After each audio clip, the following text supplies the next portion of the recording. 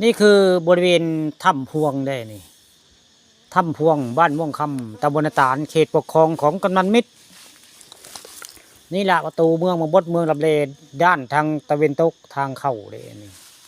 ผู้เฒ่าผู้แก่เขาเจ้าว่าในนี่รอบมงนี่คือเป็นประตูเมืองบดเมืองลับเลทางเข้าอยู่ทางตะเวนตกเข้าไปแล้วคือทางตะเวนออกคือบ้านเมืองเขาเจ้าได้มองนี่แต่ก่อนจะมีพระหลายมองนี่บริเวณนี่เป็นคือซุ้มประตูมองนี่นะนี่เป็นหูเป็นห้อยป้องกระแป้งตะกี้ถ้าแก่โบราณเขาเจ้าว่าพระศิลาได้บริเวณนี่บริเวณถ้ำพวงบ้านม่วงคำตำบลนาตาลมองนี่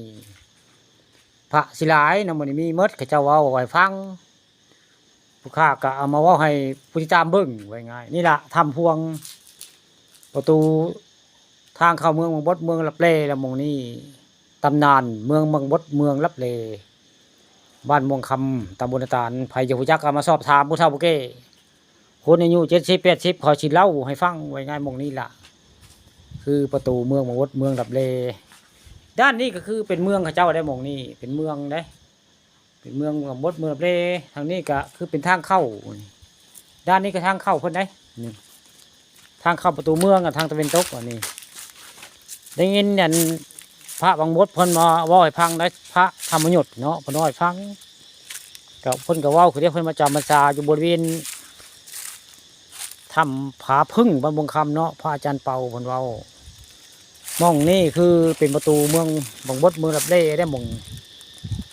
บริเวณนั้นถ้ำพวงอันนี้ถ้ำพวงบ้านบงคำเราว่าให้ฟังแล้วก็แถวบ้านเมืองเขาเจ้าก็เว้าว่ามองนี่เป็นเมืองบางมดเมืองลับเลประตูทางเข้าเมืองเขาเจ้าละมงนี่ภาพนึงก็จะเป็น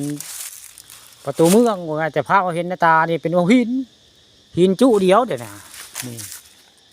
อัศจรรย์ได้หินจะมาจุกันอยู่ได้เนี่ยเป็นหินจุกันได้นี่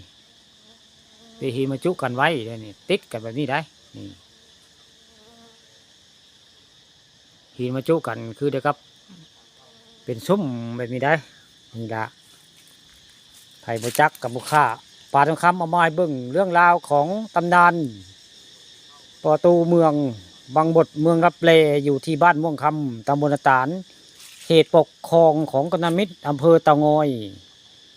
ตำบลนาตาลจังหวัดสกลนครล่ะนี่นะคือประตูเมืองบางบดเมืองรับเลไผเป็นพระสงฆ์ของเจ้าก็มาจำศีลภาวนาลงเบิ่งมาสัมผัสลงเบิ่ง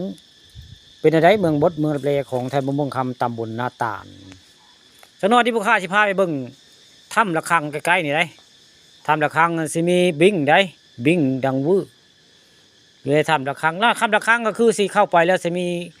ในถ้ำแล้วสิเห็นคือระฆังในกลุ่มลิ้วได้เขาเรียกว่าถ้ำระฆังละมงนะ